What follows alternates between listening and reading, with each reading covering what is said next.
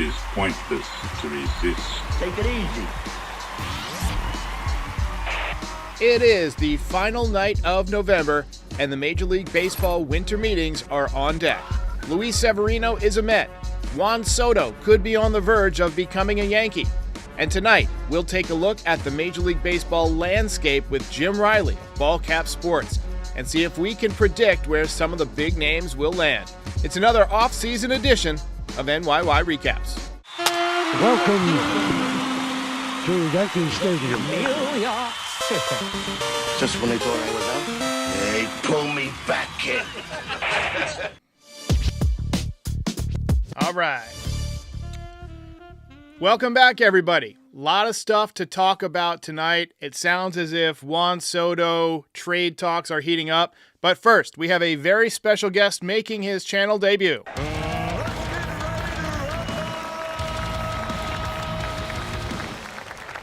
Jim Riley of Ballcap Sports, host of the Barreled podcast. Jim, are you ready for the craziest week of the year for a baseball content creator? Yeah, you know what? And it's off to a bang, right? Like the last couple of days have been crazy. Yesterday was crazy, and I'm looking forward to that playing out. I'm looking forward to being here with you. I appreciate you extending an invitation. Feels like this has been a long time coming. I think you and I were together on a stream with our buddy Jason. Right. But outside of that, this is, and talking behind the scenes, this is our first time getting together in front of a live audience. So I'm excited. Yeah, if there's one thing I've learned, it's that Yankee fans generally want to hear from and about Yankees, right? So you cover kind of the whole Major League landscape, and that's one of the things I wanted to talk about tonight, because Yankee fans, let's be honest, we want everybody. You know, we got people saying, go out, get everybody. Not going to happen. So I wanted to kind of round up some of the big names and see where you think they're going to, kind of end up. Let's start with Juan Soto, because it does sound like the Yankees are serious contenders with Soto. Asking price is very, very high right now, but I expect that to come down. To me, though, there's just not a lot of other teams that can take on that $33 million roughly salary and give back pitching, which is something the Padres desperately need. So just kind of looking at the landscape, who else out there would you think would be a contender for Soto? I keep just circling around the New York Yankees. They're, like you said, pitching has to go back at what San Diego needs. That's the only reason why they're trading him. Well, two reasons. The money thing and the ability to improve the club through the trade, getting some pitching pieces back. And I look at the Yankees as almost a perfect fit. I have trouble. I can think of other teams. I can find one or two pieces, but I stop there and I start thinking, well, we got to go get a third team involved. And that is going to be, just imagine being the other team. And, right. and you're hearing that your player is the key to that other team getting Juan Soto.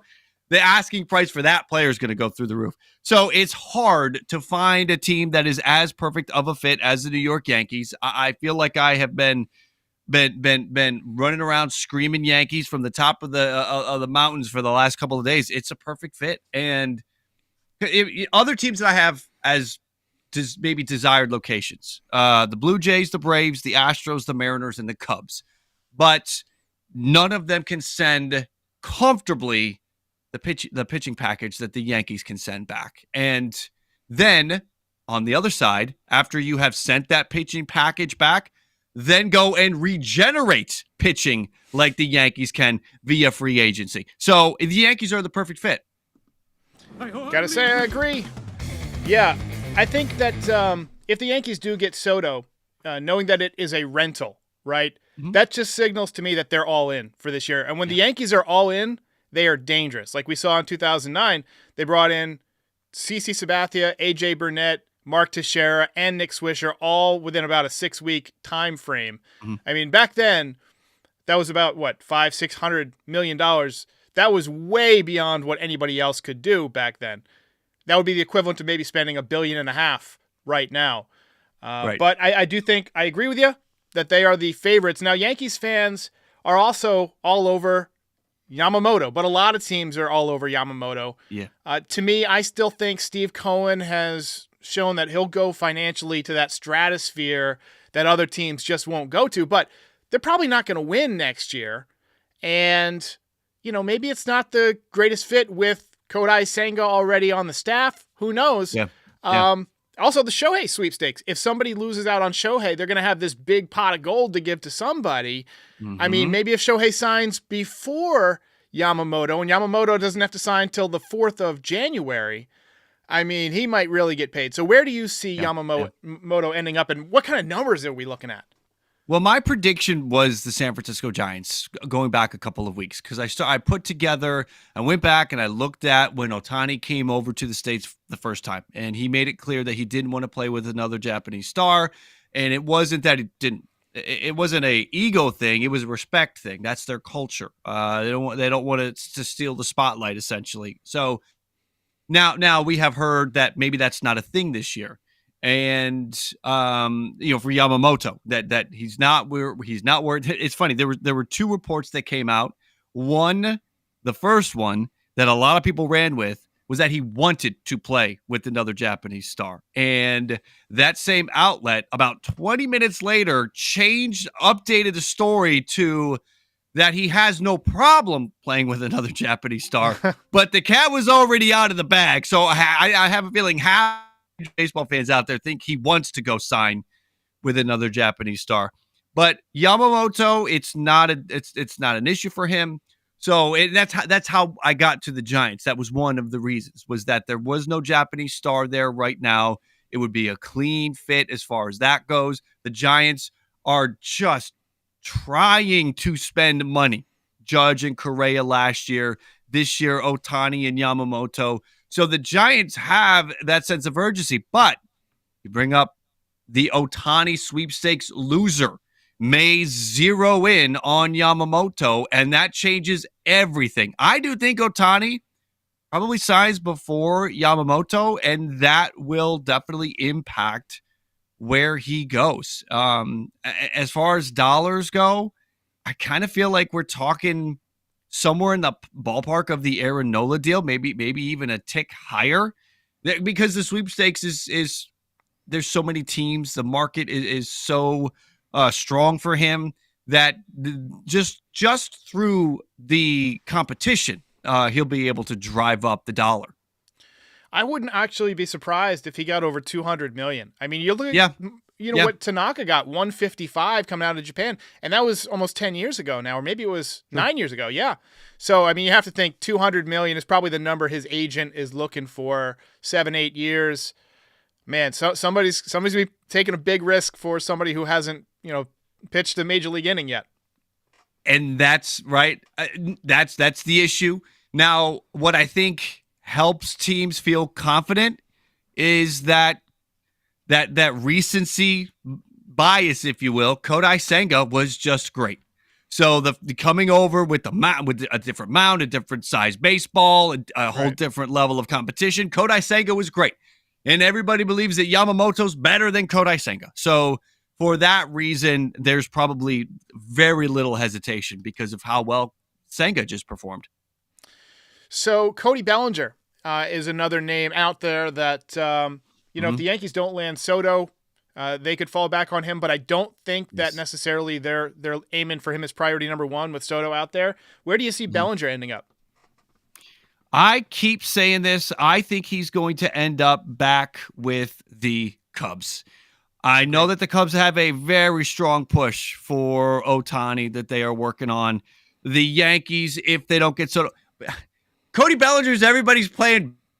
I feel like there's a good chance that was my prediction back at the beginning. I'm going to hold with it.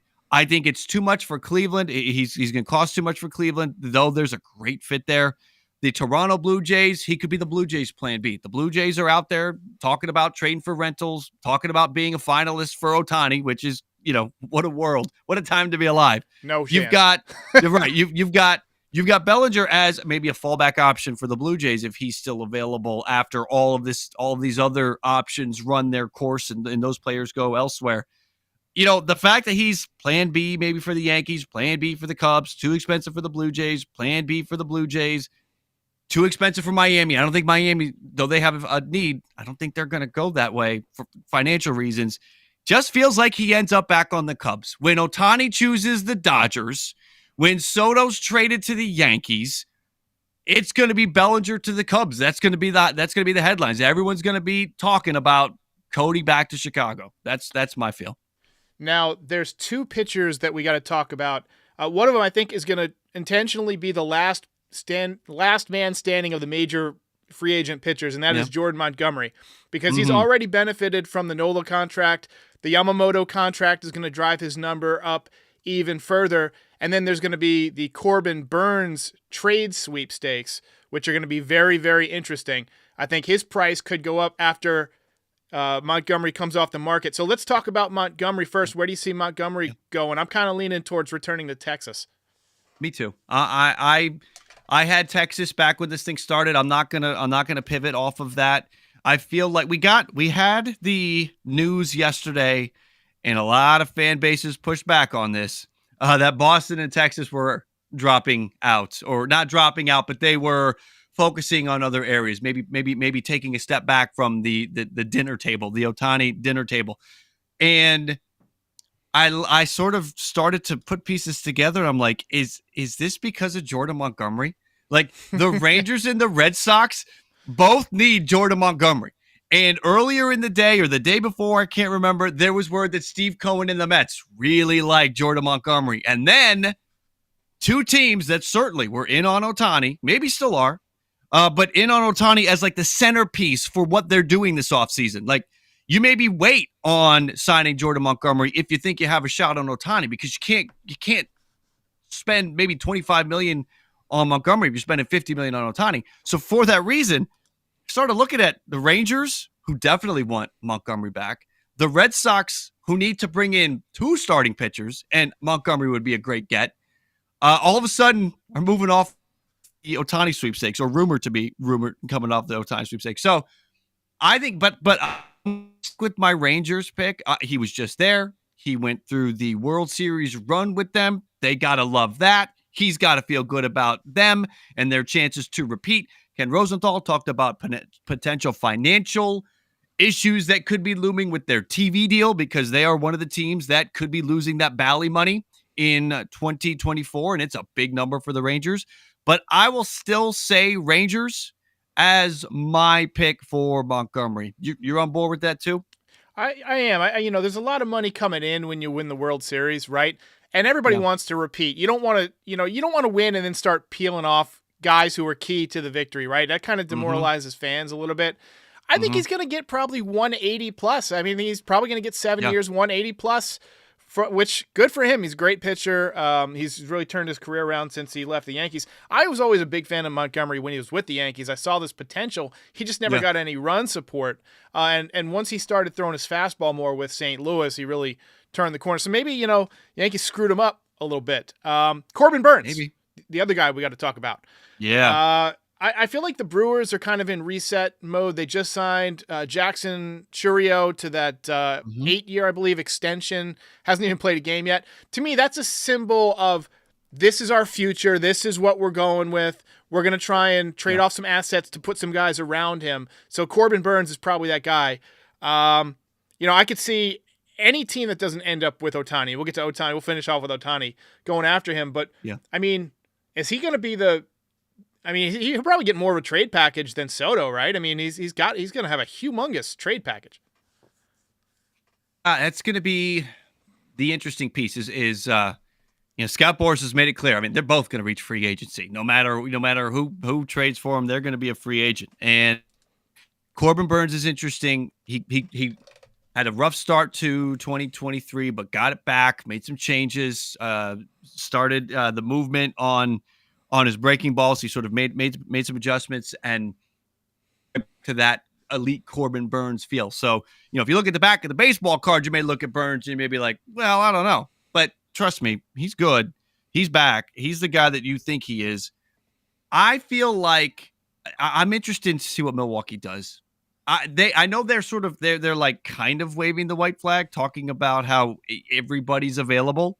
But part of me felt like that was a ploy to see if anybody's going to rescue them from that Christian Yelich deal, to try to get. It's kind of like you playing fantasy football, right? You got the group chat down below. You just float out there. Patrick Mahomes is available because I don't know, you got Brock Purdy on your bench and you feel good about Brock Purdy. You're going to say Patrick Mahomes is available, not because you really want to trade Patrick Mahomes, but you want to see if you can fix that running back issue that you have. I feel like that's kind of what they're doing on a grander scale. Let's see what offers we can get for Willy Adames and Corbin Burnes, because the calls aren't coming in, or the calls aren't coming in from the guys we want to have come in. And we can't call them because if we call them, we lose leverage. So I think they're masterminding this thing. I don't know if they're actually going to pull the trigger. I do know that last year's arbitration hearing was a disaster with Corbin Burnes. You can't go through that again. So maybe Burnes is the one guy, and they hold on to Peralta, and they hold on to Adames, and they still try to compete. Where Burnes goes is fascinating because that does feel like a later in the offseason move once the Orioles strike out on landing a value starting pitcher. Once the Yankees, if they miss out on Yamamoto, they miss out on anybody else they're targeting, other trade pieces.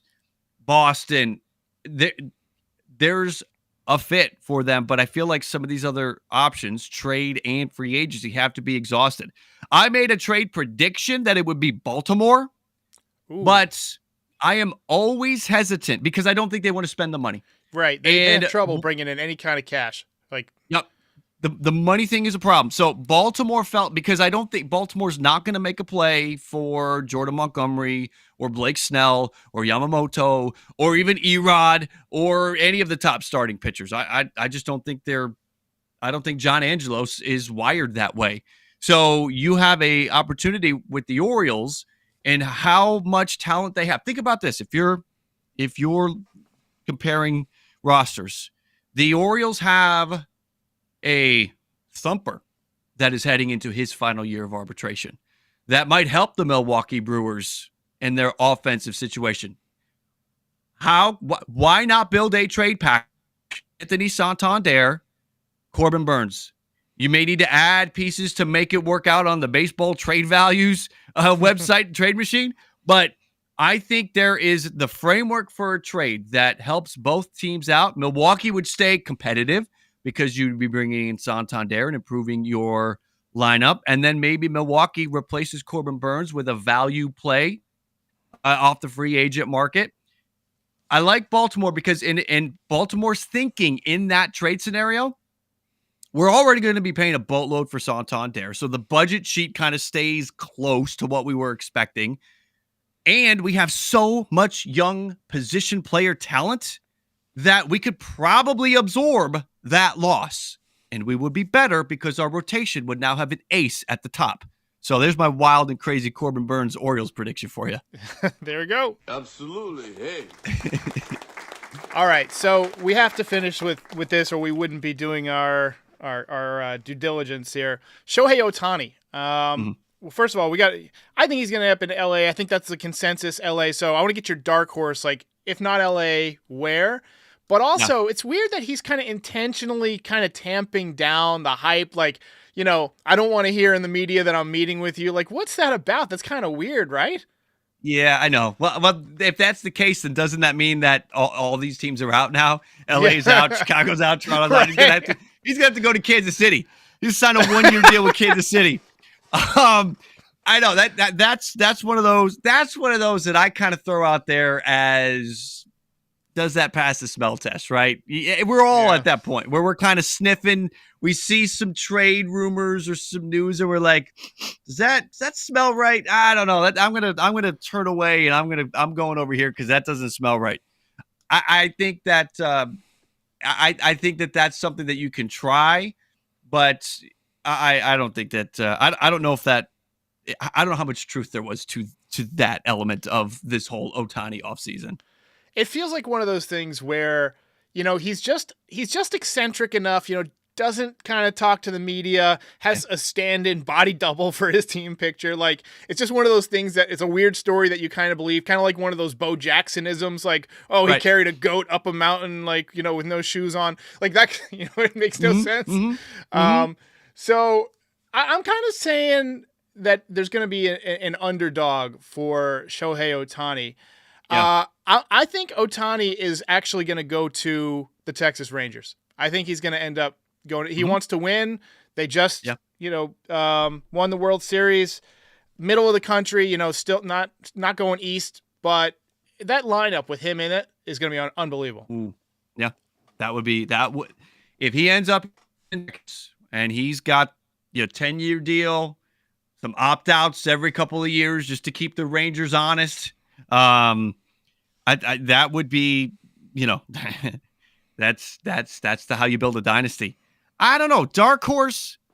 It's interesting. So the stuff you mentioned about like Ohtani's quirkiness, like that can push you away from a Dodgers prediction, because I don't know if he's going to be able to get away with some of that if he's playing with the glitz and glamour filled LA Dodgers. And so if we go try to find a dark horse, I think the team that we keep hearing is one of the finalists. The easy dark horse to pick would be the Toronto Blue Jays. But if we are considering, again, the whole I don't want to be out there, I know that I'm a superstar, but I don't want to be treated like this attraction. And Toronto, like, it's one of the largest cities in the world, and it's got a 30% Asian population. He would be a rock star in Toronto because of that Asian population. And if Rogers is doing that deal, they want Ohtani to probably be a pitchman for them to make some of that money work. So Toronto, he would be a rock star. The Cubs kind of start to feel like maybe, and I don't even know if they're a dark horse anymore, right? That's kind of what they're talking about. The Cubs is one of the favorites. Cubs is making a serious push, but he could probably live a little bit in obscurity, more so than he could in LA or more so than he could in Toronto, where he'd be that rock star. So maybe it's the Cubs. I don't have him going to the Cubs. That's not my prediction. My prediction is the Dodgers. It's been that the whole way, even though it's been kind of fun to see some things move and Blue Jays increase. And I can talk myself into reasons why the Blue Jays make sense from a business and baseball standpoint. We're going for a dark horse. I guess I would probably pick the Chicago Cubs because I know they want to be aggressive. I fully expect to grade out their offseason with an A+ when we're done with this thing in 3 months. And, one way to secure that would be to go grab Ohtani. I think that, even though they're a finalist, they're still kind of really a dark horse, right? We're all expecting him to, or the majority of the betting population out there would say Dodgers is where he's going to go. But maybe it's the Cubs. All right. Well, I'll let you go, but I got one more thing since this is a Yankee podcast. We pretty much think Soto's a great fit. Is there anybody else kind of on your radar for the Yankees that you would look out for? Soto is fantastic, and the domino effects after Soto are kind of what happens. I believe if you trade for Soto, you are a lock for another starting pitcher, whether that is Yamamoto. But again, if the Dodgers lose out on Ohtani, let's say Ohtani goes to the Cubs, the Dodgers may go full court press on Yamamoto and make it hard for him to say no. So I believe that if the Yankees miss out on, or if the Yankees get Soto and it costs them starting pitching, I think they're going to be heavy in the starting pitching market. I don't think you can go after bats. Let your young kids play. Don't do a damn thing to block Wells, to block Pereira, to block. They got to play. That's how the Rangers did it, right? You saw it with the Rangers. They had their expensive pieces that they went out and bought, and they had the talent that they grew through the system. So you gotta let your young talent play. You gotta have your veterans. So it's all about pitching. So I think that if it is not Yamamoto because the Dodgers go full court press, I think you can probably put the Yankees name next to any of the top pitchers that are still going to be out there via the trade market. Corbin Burnes. If they're thinking about trading, now, if you trade for Soto, it's going to be hard to trade for Burnes, right? Because that's going to be a mega package. Yeah. But maybe you can find a trade, maybe Oakland, Paul Blackburn. Maybe there's, you go go down a rung where the prospect capital won't be as extreme. But I do think you'll be in the thick of it for pitching if you trade for Soto, which I love the idea of for the Yankees. Go get Soto and then go grab a pitcher. I don't think, let me throw this idea out of you. Snell's not a fit in New York, right? That's not, even though he's the Cy Young winner, I keep saying that Snell, even if Snell's out there, the Yankees will just skip him. Do you agree with that?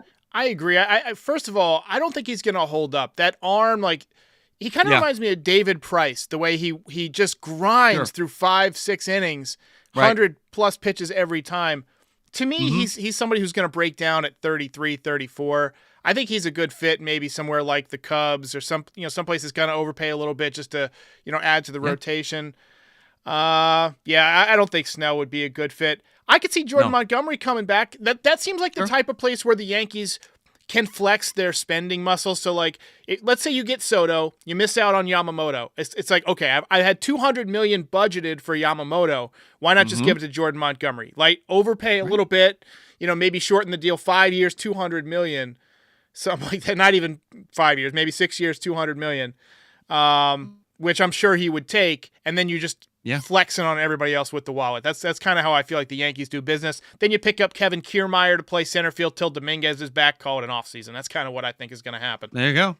I've got my trade package for Soto. We've got a couple more minutes. I want to run it by you. Here's my trade package for Soto for you guys.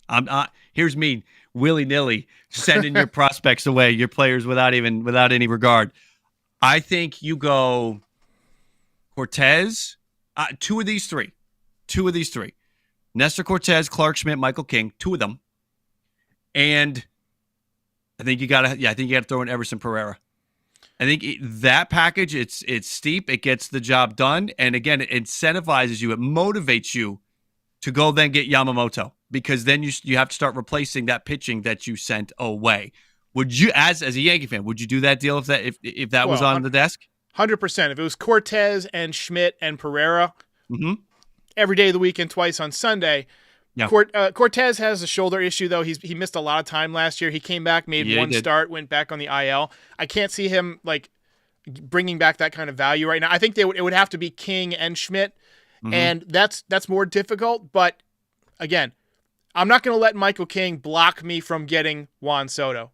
Right? You can't because you'll replace. Again, the Yankees can regenerate. The other teams that we talk about cannot go and do that deal, spend $30 million on Soto, and then go spend a boatload of money in a 5 or 6 year deal for starting pitchers. I can't see those other teams doing it. So it's perfect. Cashman's got to get it done. Got to get it done. Appreciate it, Jim. Round of applause for Jim Riley, Ballcap Sports. Once again, the podcast is called, is it Barreled or Barreled Up? Barreled Up, the Barreled Up podcast. Make sure wherever you get your podcasts, you can find it. All you got to do is search Barreled Up. Good baseball conversations. We had Bob Nightingale a couple episodes ago. We've been dipping into player pool. We had Brett Boone. We had Ryan Ripken. We've been dipping into the YouTube thing. We had Foolish Baseball. We've had some good fun over there. So sounds like you're going to get some foul territory stuff coming up pretty soon. So we are. I was talking with them, and we're going to try to line something up a couple weeks into December. So yeah, good things are happening. Sounds good, man. I'll catch you later. Thanks for joining. Thanks, Derek.